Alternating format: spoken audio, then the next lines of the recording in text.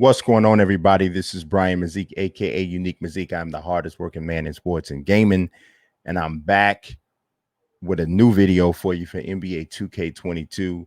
I had to hold this information, hold it down for you guys, but I wanted to make sure that I dropped it here on YouTube first thing in the morning as soon as we were able to let this information out. But NBA 2K22, they dropped their first look screens as well as some detailed information about some features. Now, they didn't give us all the information. They pretty much said that there would be more like deep dives and things happening in August and in September. And I know people are like, September, game come out on September 10th. Come on, y'all. Y'all know how this works. They take it to the wire every year. I don't know why people act like they don't understand that this is what happens. But I also want to tell you, in this particular video, you're more than likely going to hear me say some stuff that maybe you may not hear anywhere else, because I was able to ask some questions after the media session, and some of the things that I picked up from gameplay might not be things that other people may have picked up, just because of the way I play the game and how long I've been playing it. So without further ado, let's get into the screenshots, right? So the first one, and so what I did was I have the NBA 2K22 first look image on the right, and on the left, I have a comparable pose or image of the same person on, did I say the left? it's late, early, however you want to look at it. NBA 2K22 is on the right, the 2K21 is on the left, so you can do kind of a comparison. So let's take a look at Luka Doncic. Luka Doncic in 2K22 on the right, Doncic in 2K21 on the left. So I think it's pretty easy to see that Doncic is better in 2K22 for sure. Of course, he better be, because he is the cover athlete.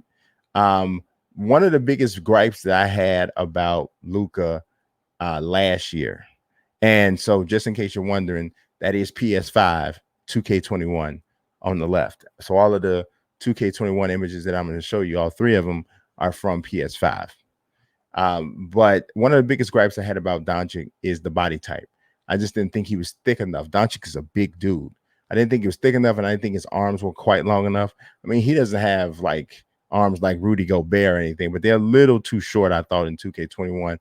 We can't tell if that's still the case, but I think I can definitely tell that his body type is thicker, a little thicker the way that it should be. His face shape is more him. He's got a scowl on him on this one, but yes, so this is the Luka Doncic. You guys tell me in the comment section for each one of these which one you think looks the best, the left or the right.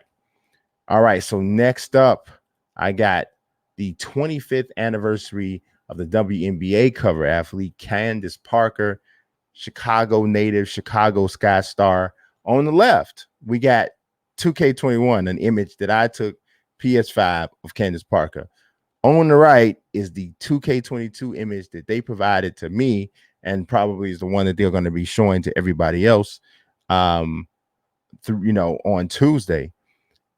And I'm going to tell you, if you look real close at this, you can see there's some detail on her face in 2K22 that is not there in 2K21. But I don't like this pose that they chose for her. I don't like the expression that they chose to use for her. It looks like they got her looking like she just woke up, and like somebody just asked her a question and she like, not today, homie. And I don't, maybe that's what they was going for. I don't know. But to me, the one on the left looks more like Candace Parker, like the Candace Parker I'm used to seeing. So and it's not even that the 2K22 one looks bad. You can take a bad asset, right? You can take a bad asset of a good looking game, and I just don't know that this is the best asset that could have been taken. So either way, I thought they both looked great. I thought Candace looked great last year in the game. So I just kind of find this to be a strange kind of image to choose for a first look photo. All right, last one. This one is Dirk Nowitzki. Dirk is my dog, man. That's my dog. And so I always thought that Dirk was pretty solid, right? in the game as it was. Although I don't like the fact that they got rid of long hair Dirk and now they just have the short hair version. I don't like that. But all that said, this Dirk on the right is take it to a whole nother level. It does. Takes it to a whole nother level. I mean, you look at the hair. Look at that. Look at the hair, y'all. Now you know hair, white people's hair in 2K is they don't do it well, right? They don't do it well. But they nailed some European hair on this 2K22 image. So this one is a winner chicken dinner. It is good. This one's good. I can't front. And like I said, the one on the left from PS5 and 2K21 looks solid, but just not quite like that one. So I'm interested in seeing just the players on the court with some of these renders that seems like they have been enhanced. I dig it, right? So the other thing that I want to go over with you guys is the features. Now, what I'm not able to really like kind of put it on the screen because the document is so long, but we're going to go over what's in the game. So I wrote an article on heavy.com. You should check it out if you get a chance. But I'm going to kind of go over the information. So we talked about the screenshots or whatever they came. I didn't actually show the comparison screenshots on heavy, at least not yet. So if you're watching this on YouTube, you got that, and nobody else probably got that, right? So the biggest thing from a gameplay standpoint, talking to Mike Wang and other people there, first of all, the trailer is going to land. The gameplay trailer is going to land in August. We'll see how much gameplay we actually get a chance to see there. But one of the biggest things that stood out to me was that they focused on defense. So there's a section here that says a completely revamped shot contest and blocking system highlight an arsenal of new defensive tools at your disposal. Playing suffocating defense on the perimeter and in the paint has never felt more rewarding, giving elite defenders the ability to truly change the outcome of the game. I love the way that sounds, right? We got to see how it is actually manifest and worked out. But I love the way it sounds because big time defensive players should be able to impact the game. And I really just don't feel like that's in the game. Like you got to have somebody who's got gold or Hall of Fame clamps just to be able to hold his own most of the time, let alone being able to kind of like take over a game. So I really want to see that, but obviously they got to do things with offense too. So this says breaking down defenders off the dribble with new signature moves and combos, precision jump shooting, dunking in traffic, and pulling off alley-oops have all become more skill-based. Basketball IQ and stick skills play an even bigger role in separating top offensive players. So I had a quote that I used, not a quote, but something that I said in a stream not long ago. And I said, I think 2K might be the only one of the major sports video games that you don't have to have like a high IQ, like a basketball IQ to win. And if you're playing MLB The Show and you got a bad baseball IQ, you're going to get beat. You're playing Madden against somebody that can play and you got a bad football IQ, you're going to get beat. 2K, if you're nice enough with the stick skills and you can abuse a couple, exploit some moves and stuff, you're going to be able to win, even if you don't have great IQ. So it sounds like they're trying to change that, and I commend them for that. We'll see how it works. Now, one of the things that I've talked about, you guys have probably heard me say it, is fixing stamina. So I asked Mike Wang about stamina. And because I told him, I said, for me, I felt like it's been a problem for a few years. There's just not enough of a tax or a decline on a person's energy, their ability to use turbo, and all the over dribbling that takes place. So per Mike Wang, he said the team had addressed the stamina with a system that now taxes players' stamina even more based on the high effort dribble moves, contact dunks, and all of that. So I'm telling you, I've played games with people. The dude had like 11 contact dunks, and he's still running just as fast as you. I mean, there's no way in the world. There's got to be some sort of a breakage there. And right now it's not. So hopefully that's what they're adding. So I would love that. It does sound similar to what's already in the game, but I'm hoping that they get it right this time. If you play my NBA, you're going to know what I'm talking about when I say this next thing. Talk to him about injuries after the preview session. And he said, we don't want it to be like it is this year where everybody's star players hurt, but we do think that injuries need to happen in game, and they don't really do that in 2K, especially in my NBA. I kind of hear what he's saying, but I don't think that's the right mindset to go into this. you need to set your injury, happenings and your injury, when I say you, I mean 2K has to set this up from a default situation where people are not getting hurt all the time, but they are getting hurt realistically. And if that happens in game, it happens in game. But that was nice to hear him say that they are even considering it or thinking about it. All right. The season's approach is back and it's going to affect my team and my career. So there's going to be like seasonal drops throughout the console cycle for this and for that. But the biggest information that came out of my team this year or today was the fact that they're going to get a draft mode. Thank you. It's so awesome. So we didn't get a lot of details on how the draft mode is going to work, but we do know that my team draft is coming.